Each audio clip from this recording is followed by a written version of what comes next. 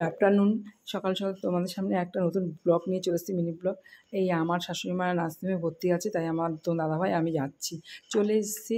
এখনও 4টে বাজেনি, 4টের সময় ওটি করার কথা। ছোট্ট একটা অপারেশন হবে পেটের, তাই ছোট্ট অপারেশন হোক, যাই হোক তা সবাই একটা নার্ভাস লাগে।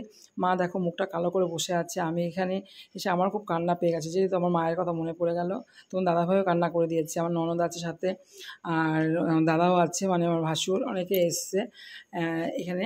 আর এই ওটিতে ঢোকাচ্ছে 4টার সময় ঢোকার কথা, সেখানে 5:30 বেজে গেছে। যে দাদা দাঁড়িয়ে আছে এখানে, আমরা সব, ওই ননদও দাঁড়িয়ে আছে, আমি আছি। আর এখানে ওটি করে বেরিয়ে করে নিয়ে এসেছি 5:30-6টার মতো বেজে গেছে, 6:30 পৌনে 7টা।